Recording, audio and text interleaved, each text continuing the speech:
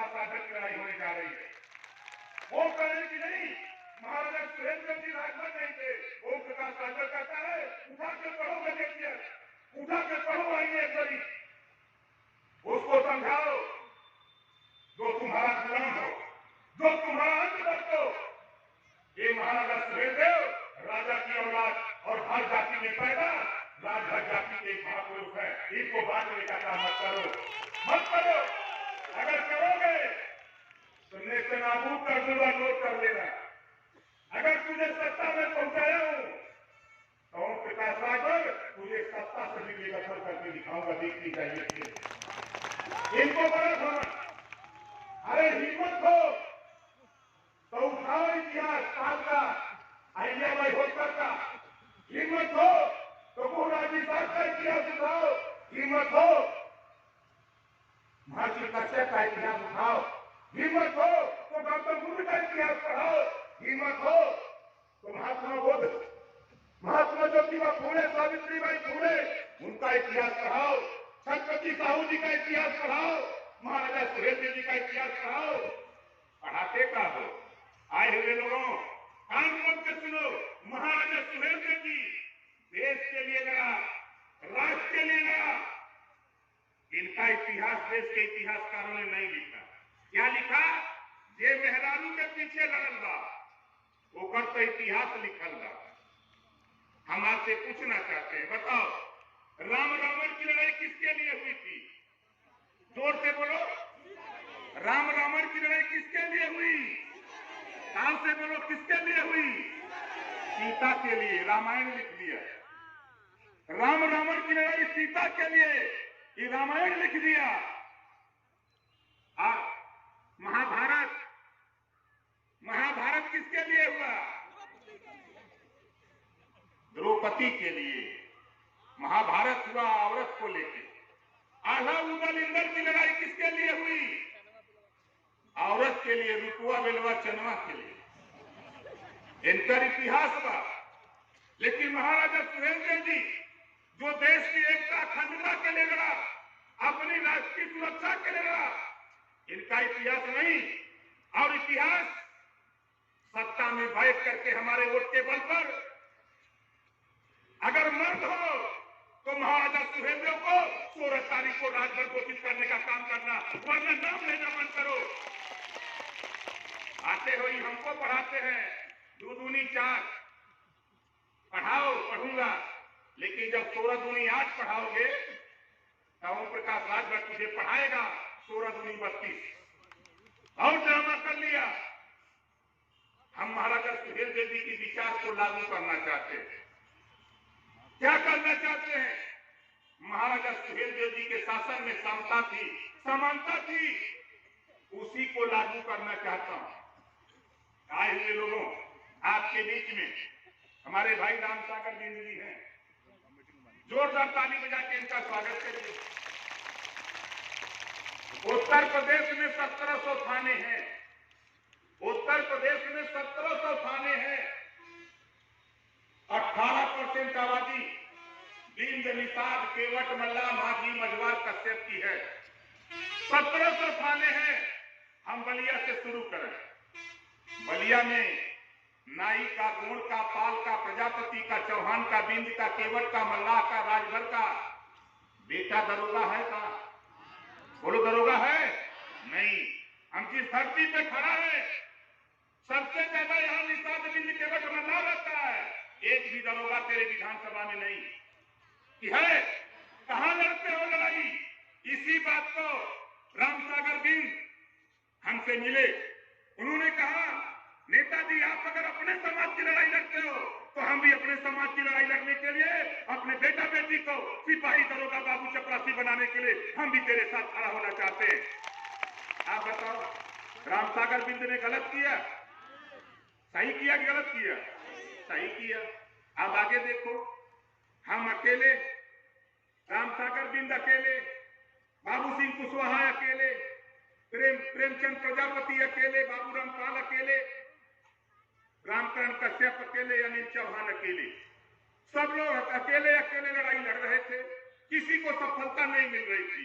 हमने कहा कि आओ हम लोग एक मोर्चा बना दें और मोर्चा बना के बड़े बड़े लोगों का मोर्चा छोड़ा दें।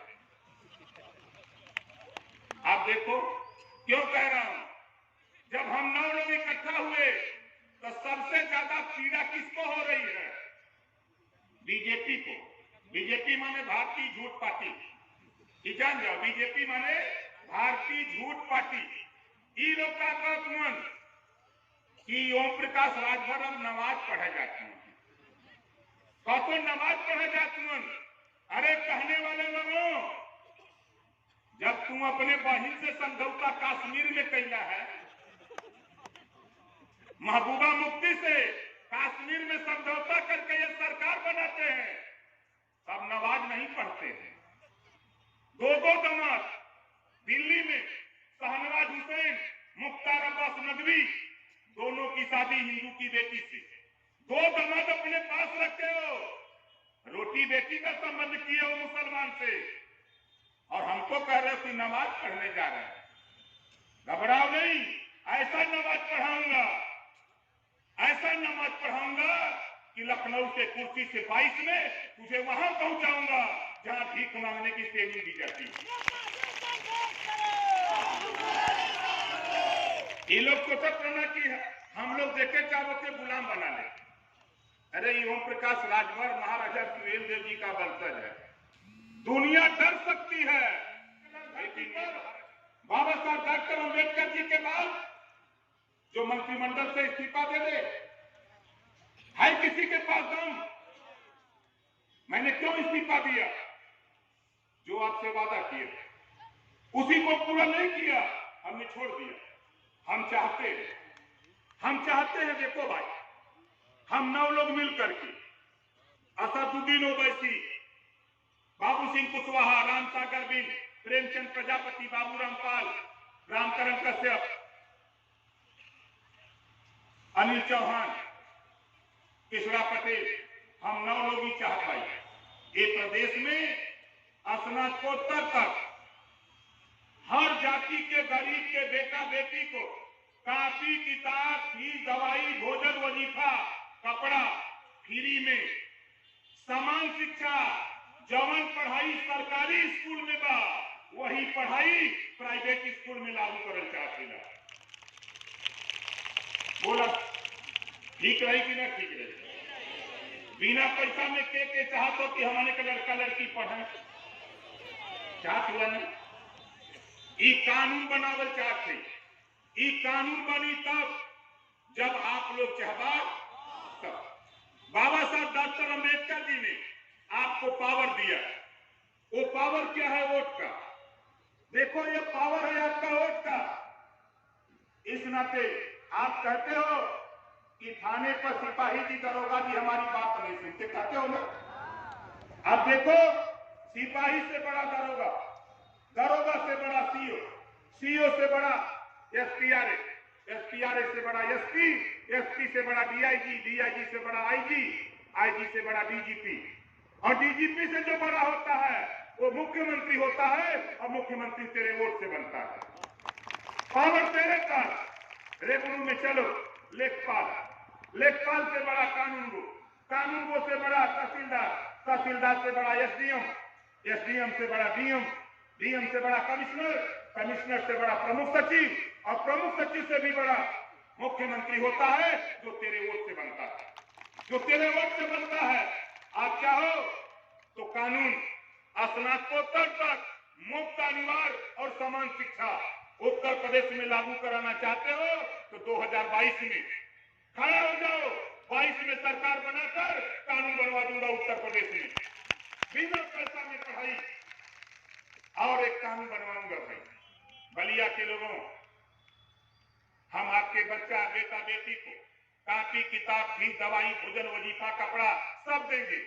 जरूरत पड़ेगी बच्चों को, बच्चे को दूर जाने के लिए साइकिल की भी व्यवस्था कराऊंगा। इसके बाद जो माँ बाप अपने बेटा बेटी को स्कूल नहीं भेजेगा, ऐसे माँ बाप को जेल भेजने का कानून बनाऊंगा। बताओ ये कानून सही रही कि नहीं? कितना जने की सही रही? सही रही नहीं? बाद में हमारा दोस्त मत है कि हमने वोट दिले ऐसा का कानून ये बदे साथी देखो, शिक्षा शेरनी के दूध के समान होता है। शिक्षा शेरनी के दूध के समान होता है। जो शिक्षा रूपी दूध को पी लेता है वह शेर की तरह दहाड़ता है, जो नहीं पी पाता है वो जानवर की तरह दर दर ठोकर खाता है। इसी नाते हमने मन बनाया शिक्षा के सवाल पे कोई समझौता नहीं, कानून बनाऊंगा। बताओ एक कानून बनना चाहिए कि नहीं बनना चाहिए? बनना चाहिए। इस कानून को बनाने के लिए ओवैसी जी कह रहे कि हम अपना वोट आपके साथ, रामसागर बिंद जी कह रहे कि अपना वोट आपके साथ, कुशवाहा जी, बाबू सिंह कुशवाहा, प्रेमचंद प्रजापति, बाबूराम पाल, अनिल चौहान, किशोर पटेल, सब लोग कह रहे कि हम लोग इकट्ठा होकर लड़ेंगे। जहां भारतीय समाज पार्टी लड़ेगी 8 लोग हम लोग वोट देंगे, जहां रामसागर बिंद लड़ेंगे वहां हम वोट देंगे, जहां बाबू सिंह कुशवाहा लड़ेंगे वहां हम सब लोग वोट देंगे, जहां ओवैसी लड़ेंगे वहां हम 8 लोग वोट देंगे और जीत करके लखनऊ की सत्ता पर हम लोग कब्जा करेंगे। ये कानून हम लोग बनाने के लिए ये बोलबंदी किए। दूसरा कानून, हम जहां से जीतल भाई एमएलए भाई, मंत्री रही आगे पीछे गाड़ी चलत, अब एमएलए है जहां से जीतल है। जब मंत्री रही 18 महीना में गरीबन के इलाज बदे 3,62,77,000 रुपया अपनी विधानसभा में गरीबन के इलाज बदे दिले रही।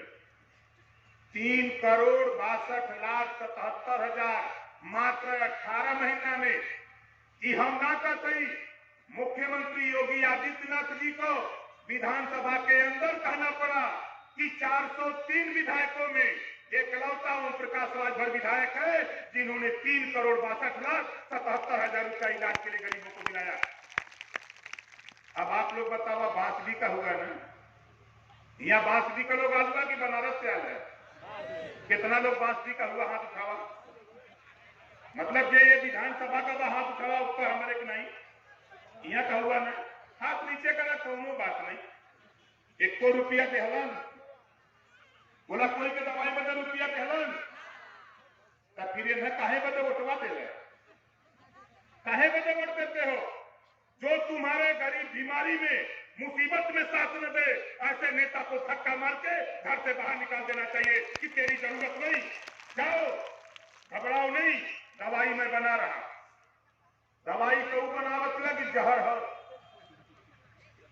सब परेशान है। बीजेपी अलग परेशान, सपा अलग परेशान, कांग्रेस अलग परेशान, बसपा अलग परेशान, सब परेशान है कि लोग इनके संगे कहे आवत हुआ। कानून उत्तर प्रदेश में गरीबों तेरे वोट के बल पे 22 में सरकार बनाकर कानून बनाऊंगा। कोई भी गरीब किसी जाति धर्म का हो, किसी भी जाति धर्म का हो, अगर वो बीमार होता है, इलाज कराता है, चाहे वो प्राइवेट में करावे चाहे सरकारी में, जितना रुपया लगेगा उतना रुपया सरकारी खजाने से उसके यहाँ रुपया भिजवाने का काम करूंगा।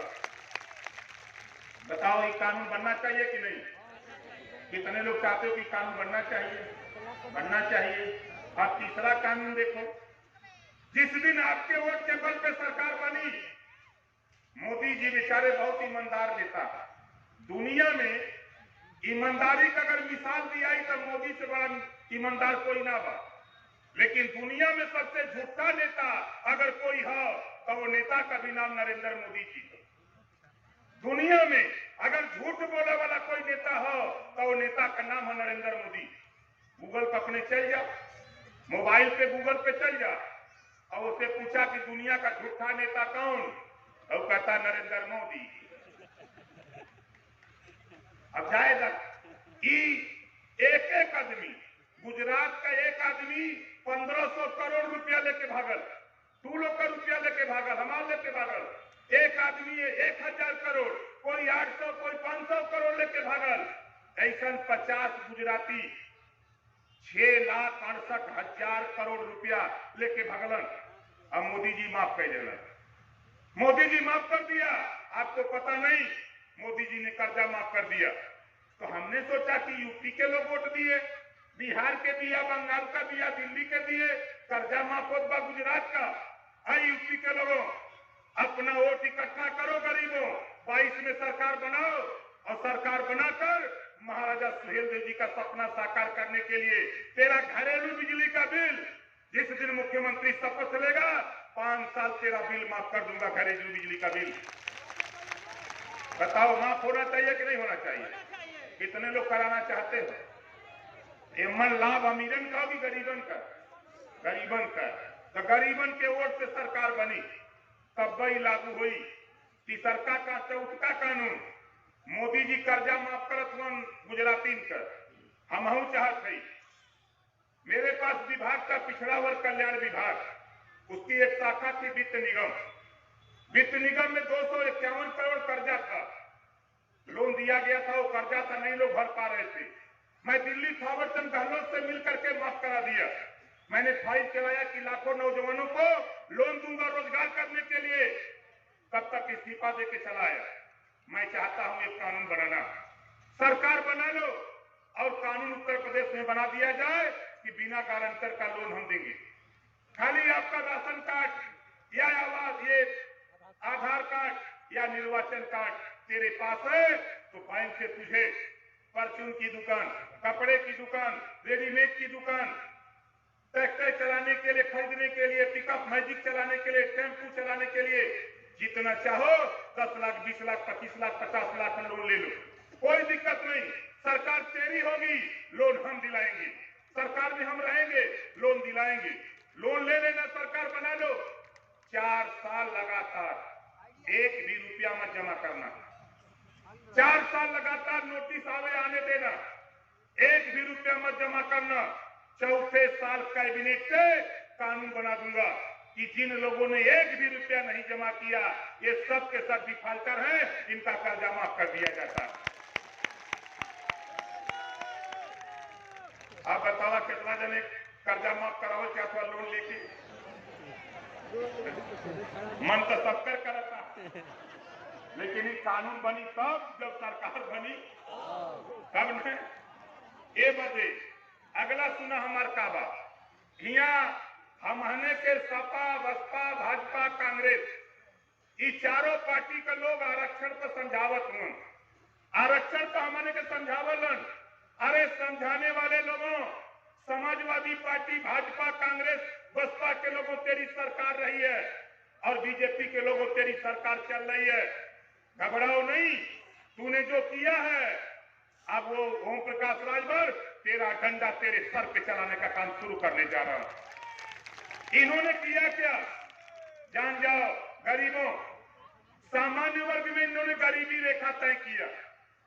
आरक्षण देने के लिए 8 लाख सालाना, 8 लाख सालाना जो कमाएगा, 5 एकड़ जमीन होगी, वही गरीब होगा। कौन? जो जिसको आपकी भाषा में क्या कहते हैं भाई, बलिया की भाषा में क्या कहते हैं? बाबू साहब नहीं, भगवान लोग कहते हैं। पंडित क्या कहते हैं? पंडित जी बाबू साहब को जमींदार कहते हैं ना। अपनी भाषा में आप लोग जमींदार कहते हो। इनके लिए कानून मोदी ने, योगी ने बनाया। 8 लाख सालाना कमाई, 5 एकड़ जमीन, वो गरीबा ओके 10% आरक्षण 72 घंटे में दे दिया। ना कोई आंदोलन, ना कोई धरना प्रदर्शन। मैं उसका स्वागत करता हूं। मोदी जी, अगर तूने 72 घंटे में दिया तो ये गरीब बैठे हुए लोग साल भर में बड़ी मेहनत करता तो 50-60 हजार कमाता है। साल भर में 50-60 हजार कमाता है। इनको आरक्षण देने की बात जब आती है तो तुझे मोतियाबिंद हो जाता है, तुझे दिखाई नहीं दे रहा है, गरीब नहीं दिखाई देता। इस नाते 1931 में जनगणना हुई, 1931 में जातिवार जनगणना हुई, 1953 में बाबा साहब डॉक्टर अंबेडकर के दबाव में पिछड़ों को हित के लिए काका कालेलकर आयोग बना। 1955 में रिपोर्ट आ गई। 1955 में रिपोर्ट आई कि जिन जातियों के बेटा बेटी सिपाही, दरोगा, बाबू, चपरासी, तहसीलदार, लेखपाल नहीं बने हैं, इनको आरक्षण देके बनाया जाए। लेकिन बाहर कांग्रेस 23 साल 1955 से लेकर 1980 तक लगातार कांग्रेस पार्टी ने उसे रिपोर्ट को रद्दी की टोकरी में रखा। 1978 में चौधरी चरण सिंह ने दबाव बनाया कि काका कालेलकर आयोग रिपोर्ट लागू करो। तो उस समय मोरारजी देसाई प्रधानमंत्री, उन्होंने मंडल आयोग बना दिया, मंडल कमीशन बनता है। यही बीजेपी के लोग, जब तुझे आरक्षण देने के लिए ये बिंदेश्वरी प्रसाद मंडल के नाम से मंडल आयोग बनता है। 78 में रिपोर्ट आती है, 80 में, 10 साल यही बीजेपी, यही कांग्रेस, यही जनता पार्टी के लोग 10 साल तक रद्दी की टोकरी में रखा था। उसके बाद 1990 में बीपी सिंह जी लाल किले से घोषणा करते हैं कि पिछड़ों को 27% आरक्षण देने की घोषणा करते हैं। बीपी सिंह जी घोषणा करते हैं। अब भारतीय जनता पार्टी मंडल कमीशन को रोकने के लिए एक कमंडल लेके निकल देते हैं, कि नहीं लेने दूंगा। 3 साल विरोध तेरा कोई नहीं किया, यही भारतीय जनता पार्टी के लोग तेरे आरक्षण का विरोध करते रहे, जिसको तुम वोट देते हो, आरक्षण लेने की बात करते हो, यही तेरा विरोध करते। अगर ये मर्द लोग हैं, सदन के अंदर चुनौती देता हूं, सामाजिक न्याय समिति की रिपोर्ट 23 मई 2018 को तैयार कराया। राघवेंद्र सिंह के नेतृत्व में 27% आरक्षण को बंटवारा कर दिया कि जिन जातियों को हिस्सा नहीं मिल रहा है, 7, 9, 11, 7% उनको कर दिया जो ज्यादा अपनी आबादी से हिस्सा पा गया। जिन लोगों ने थोड़ा हिस्सा पाया उनको 9%, जिन लोगों ने हिस्सा नहीं पाया उनको 11%। बंटवारा कर दिया राघवेंद्र सिंह की कमेटी ने। लागू करने के लिए जब दबाव बनाया मोदी जी को, अमित शाह को, योगी को, तो ये लोग कह रहे हैं कि नहीं हम लागू नहीं करेंगे। अरे कितने दिन बाका हो गए। अब वो तेरे जूता पालिश करने वाला नेता तुम पैदा कर सकते हो, तेरी गुलामी करने वाला तुम नेता पैदा कर सकते हो, लेकिन ओम प्रकाश राजभर तेरी लगाम लगाने वाला नेता ओम प्रकाश राजभर सदन में है। जब तक सदन में रहूंगा एक भी बात गलत नहीं बर्दाश्त करूंगा, कुछ भी हो। ये महाराजा सुहेल देव जी का वंशज है। बताओ, मैं तो चैलेंज करता हूं, गरीबों सरकार बनाओ। जिस दिन सरकार बनेगी उसी दिन हाई कोर्ट ने बैरियर लगाया था, 50% आरक्षण से ज्यादा नहीं हो सकता। सुप्रीम कोर्ट ने रोक लगाया कि 50% से ज्यादा आरक्षण नहीं हो सकता। मोदी जी ने बैरियर तोड़ दिया, 10% आरक्षण सामान्य वर्ग को दे दिया, बैरियर टूट गया।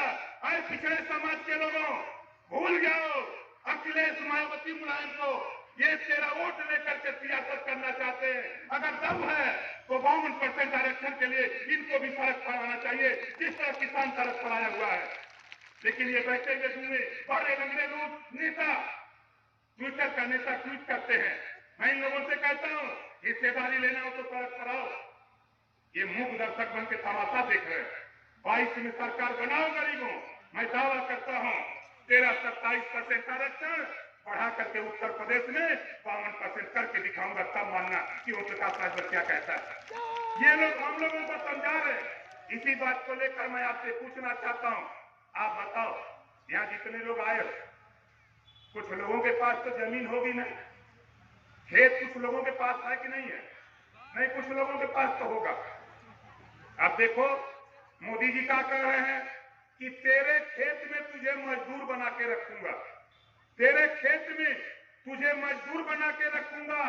एक कृषि बिल ले आए हैं, 3 कृषि बिल है, 3 कानून है उसमें। पहला कानून ये बनाए क्या, किसान अपना अनाज देश में कहीं बेच सकता है, कोई रोक नहीं। आप बताओ कहीं रोक थी का? किसान को अपना अनाज चाहे मंडी में बेचे, चाहे वो प्राइवेट किसी को बेच दे, चाहे कहीं बेच दे, कोई रोक थी कहीं? नहीं, ये कानून ले आए। ये हम लोगों को पढ़ा रहे हैं पाठ, 16 दूनी 8। घबरा मत, ओम प्रकाश राजभर 24 घंटे में 20 घंटा काम कर रहा हूं। तेरा कानून उलट ना दिया तो साल अपने माँ बाप का फायदा नहीं। घबराओ नहीं। अभी तो पूर्वांचल पश्चिमांचल में आग लगी है, आ रहा है आग मध्यांचल और पूर्वांचल में।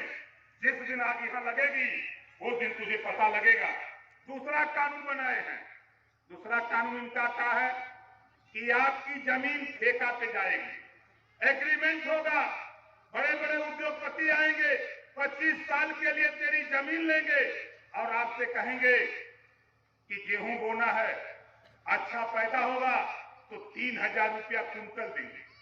आपने जमीन दे दिया 3,000 के लालच में, 25 साल के लिए एग्रीमेंट, जमीन ले लिया, खेती शुरू कर दिया, गेहूं पैदा कर दिया। अब गेहूं जब पैदा हो गया तो कानून में है कि आप किसी दूसरे को नहीं बेच सकते, किसी दूसरे को नहीं बेच सकते, जिसके साथ एग्रीमेंट है उसी को देना है।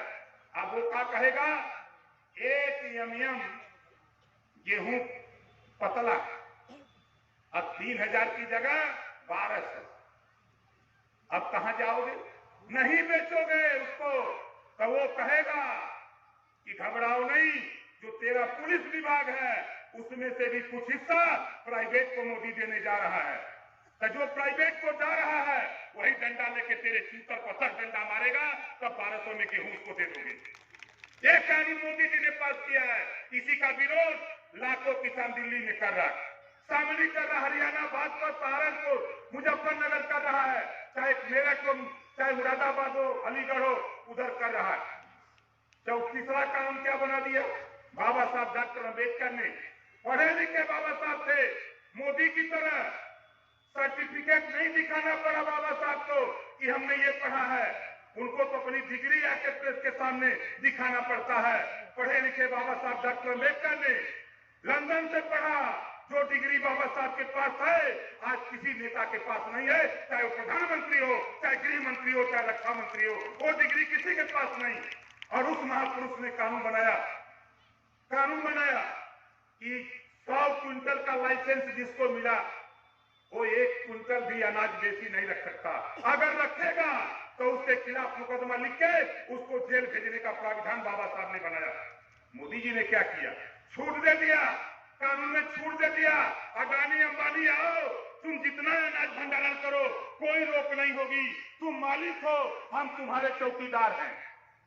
मोदी जी ने कहा, आए अडानी, आए अंबानी आओ, अंबानी अडानी हम तुम्हारे चौकीदार हैं, आओ तुम जितना माल जमा करना हो जमा करो। इसी का विरोध किसान कर रहा है कि नहीं, जमाखोरी करोगे तो महंगाई बढ़ेगी, गरीब परेशान होगा। इस कानून का विरोध भागीदारी संकल्प मोर्चा खुले मन से करता है। जरूरत पड़ेगी तो पूर्वांचल ही नहीं, उत्तर प्रदेश के 75 जिले में हमको आपको भी इस लड़ाई को लेकर के सड़क पर आना पड़ेगा, तो हम लोग भी निकलेंगे। बताओ चला जाएगा कि नहीं चला जाएगा, तैयारी बनाओ, हम जा रहे हैं, धीरे धीरे गुनगुना रहे। आप बताओ, जो सुहेल देव जी का विचार है वही विचार गौतम बुद्ध जी का, वही विचार महात्मा ज्योतिबा फूले का, वही विचार सावित्रीबाई फूले का, वही विचार छत्रपति साहू जी महाराज का, वही विचार बाबा साहब डॉक्टर अम्बेडकर का। तो बताओ ये विचार सही है कि गलत है? कितने लोगों को सही है? जेके सही है, दोनों हाथ उठा देखी तो के सही है, सही है। अब आवा असली पॉइंट पर, यहाँ जितना जने हुआ अपने अपने थाने पर बतावा, एक को थाने पर साइकिल से सिपाही जी चलालन, कौनो थाने पर सिपाही जी दरोगा जी साइकिल से चलालन नहीं। मैंने सदन में इस बात को कहा, विधानसभा के अंदर मैंने इस बात को कहा, हमने कहा कि माननीय मुख्यमंत्री जी अब वो समय चला गया जब सिपाही जी दरोगा जी साइकिल से चलते थे, अब मोटरसाइकिल है। उस समय 100 रुपया साइकिल अलाउंस पुलिस विभाग को मिलता था। जब सदन में हमने आवाज उठाया तो 100 रुपया बढ़ा दी। अरे बाहरे योगी जी, जब अपने को पड़ा तो दिल्ली की पार्लियामेंट में रोलन, देख ले होगा वीडियो, जब अपने को पड़ा तो दिल्ली की पार्लियामेंट में रोते हैं। इसी बात को मैंने समझाया कि अब साइकिल अलाउंस नहीं, मोटरसाइकिल है, आप 200 नहीं 3,000 रुपया महीना मोटरसाइकिल अलाउंस लागू करो ताकि गरीबों का भी कल्याण हो सके। क्यों कहा आप समझ लो, अब 200 रुपया योगी जी देते हूं, अब मोटरसाइकिल में 2 दिन भर तेल बा, 200 मतलब 2 दिन। अब तीसरे दिन जब तुहार दरखास्त जाता तो सिपाही जी दरोगा जी चल दे तू, जब जा तू तब सुनावत तू चाचे पचरा जाना तू है ना, सिपाही जी दरोगा जी के पचरा तो आप लोग जानते हुए।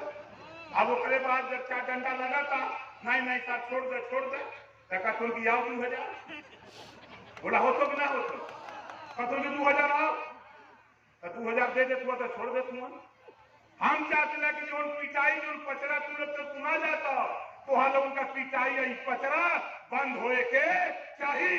कानून बनाओ, सरकार बनाओ उत्तर प्रदेश में। जिस दिन सरकार बनेगी कानून बना दूंगा 3000 रुपया महीना मोटरसाइकिल अलाउंस पुलिस विभाग को देने का काम सब शुरू करूंगा।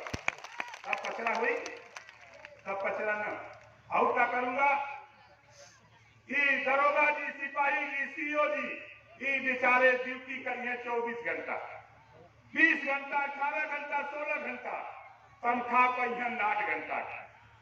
अब बताओ जब 8 घंटा का तनख्वाह पावन तो गुस्सालन कहीं गुस्सा के करे तो उतरला। अब जब गुस्सालन तनख्वाह लेके यहाँ जब बैठियन तो गुस्सैहन तब तक तू दरखास्त लेके चल जाइबा तब पचरा शुरू होला कि ना होला।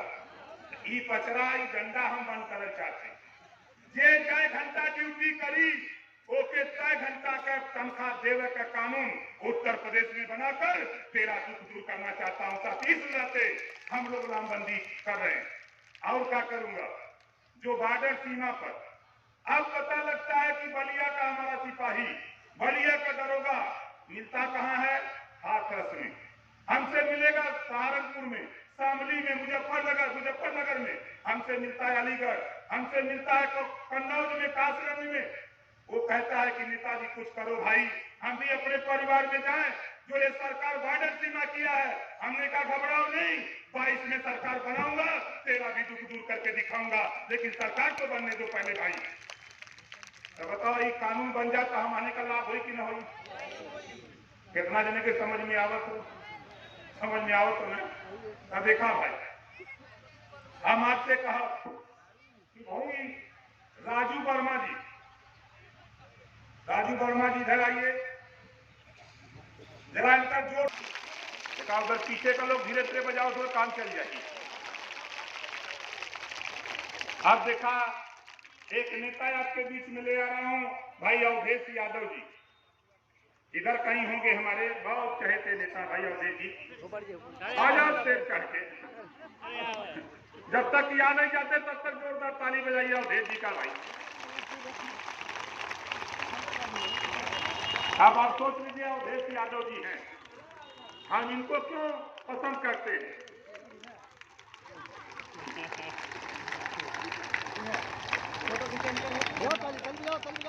अब देखा नेता लोगों का सबका सुनले हुआ, खाली एक बात हम आपसे करब हो, हम एक नारा शुरू कैले ही आपके बदे तय कैले ही हम नारा हम बोलेंगे अब की बार तो आप बोलेंगे भाईचारा वाली सरकार, झगड़ा झंझट वाला नहीं, मारपीट वाला नहीं।